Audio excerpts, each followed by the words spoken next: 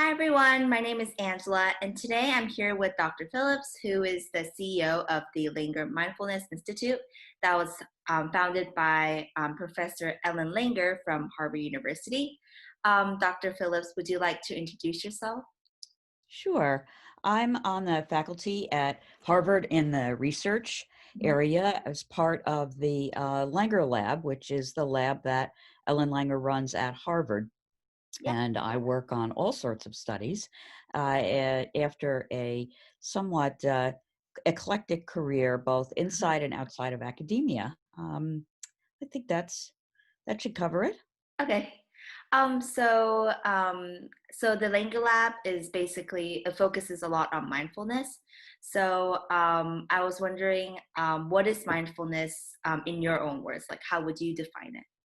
The way mindfulness is defined in the context of the work that Ellen Langer has done over 40 years of Wow. research is really a work. It's a way of being. Mhm. It is not a practice, as we discussed and you've heard in lab, Mhm. and it is a way of being that is oriented simply around noticing novelty Mm. and helping people understand in the external world what is going on that's different. The idea is that everything is always changing, and because of that, it provides opportunities. Mm. So, as opposed to being something that produces anxiety. So, Mm. as differentiated from meditation, which we think is great, but is not part of what the framework is in Langarian mindfulness, Mm. there's a significant amount of external Mhm. orientation, not solely internal Okay. orientation. So, being aware of the present moment is critical, Mhm. but not a sort of sufficient condition to constitute what we do, which Mhm. is a lot of working with cognitive stimuli to promote flexibility. Mm. Yeah. So my next question is, what inspired you to study, I guess, psychology and like mindfulness, and what inspired you to be part of the Linker Well, this is my favorite story Lab? because I got a PhD early in my career Mhm. at MIT, and then I decided I wanted to work outside of academia, and I did that for many years. And I worked in some very senior positions, both Mhm. in New York on Wall Street and running large sort of segments of companies and Okay. foundations. And I found myself increasingly perplexed and stressed by working with management and as part of management teams Mhm. in which there was a big focus on change and the fear and anxiety and stress surrounding why is this always changing and how can we stabilize things and Mm. so that they don't change, so that employees feel better, so that our P&L doesn't get so in a tizzy every time something Mhm. happens in the market. And very serendipitously took a leave from my last role and uh, found Ellen Langer. I was going back to Harvard to sort of re-enter academia for a while, and I found her work, and I felt that it was basically the answer to what stresses people out in all sorts of corporate Right. environments. Oh, wow. Okay. So it was inspirational, and I never left. Yeah. Wait, how long have you been in I've been in the lab for several years now.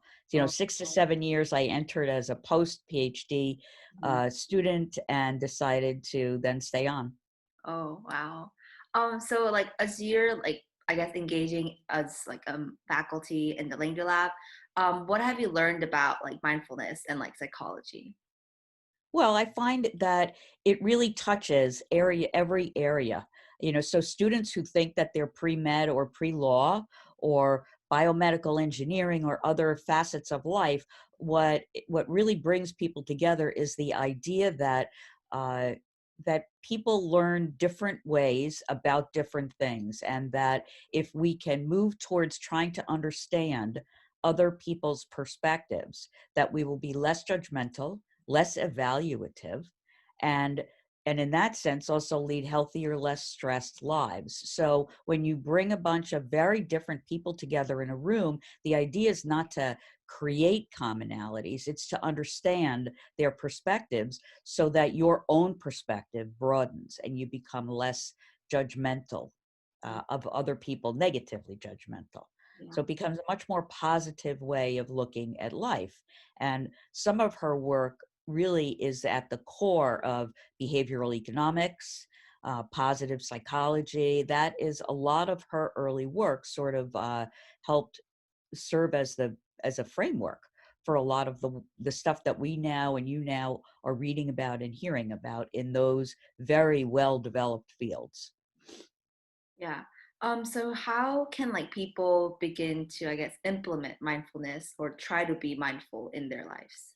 It's very simple, honestly. It is getting up in the morning and looking around and determining what is new about your current situation. So when I talk to students, for example, I'll say, so when you walk across the quad at Harvard every day from get to your room to a classroom, what's different today about yesterday?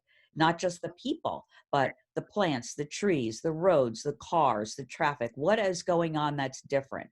And the more you notice differences, the more you will generalize that to other areas of your life. So for people who are working together every day or studying together or who are teammates, it's what's different about this person today that will help you understand maybe what perspectives they're bringing that you didn't understand before.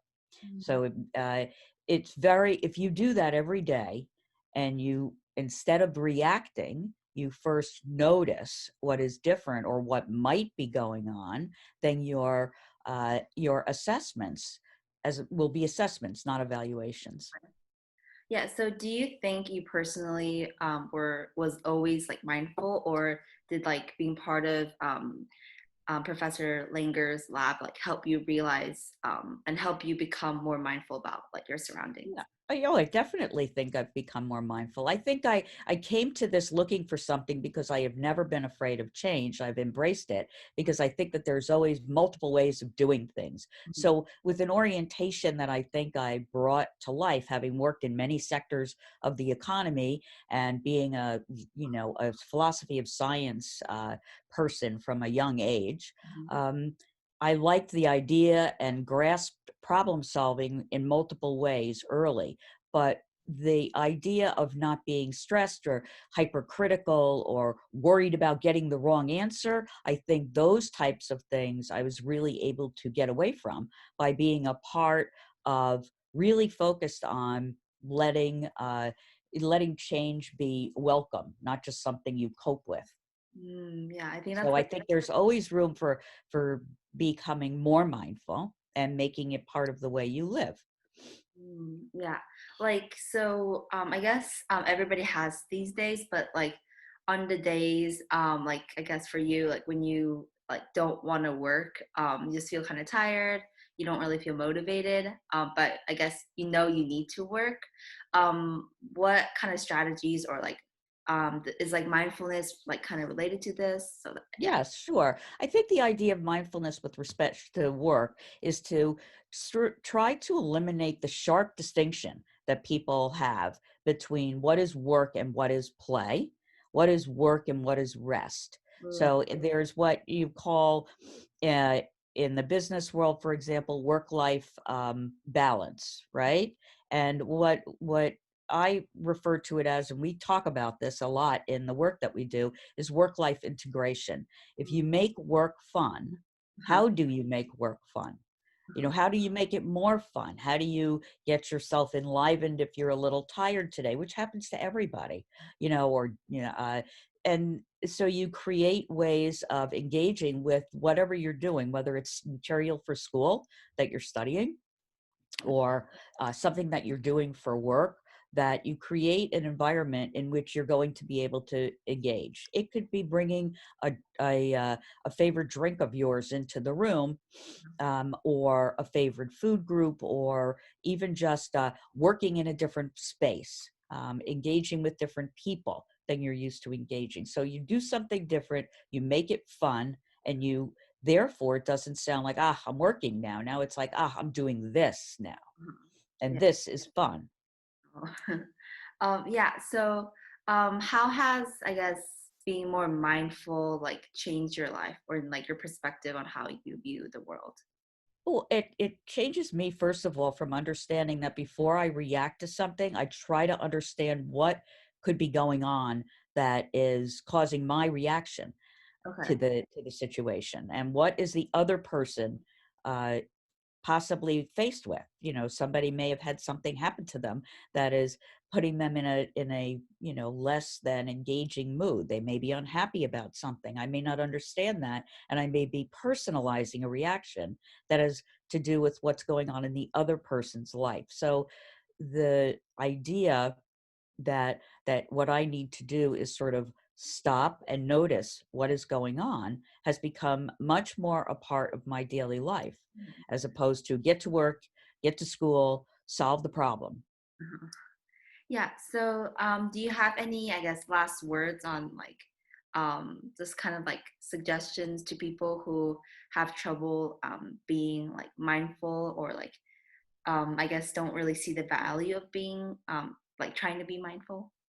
Yeah, well, sure. I think there are two things. First of all, I think one of the biggest values of mindfulness in our current society is its ability to help you de-stress, and it does that by the very simple process of noticing novelty.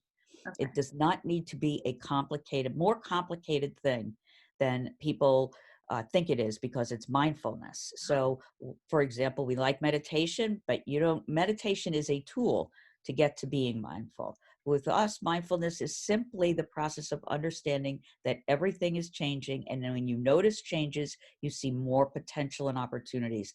That makes you happier and healthier, is what our research shows. And the way I think we all try to live our lives.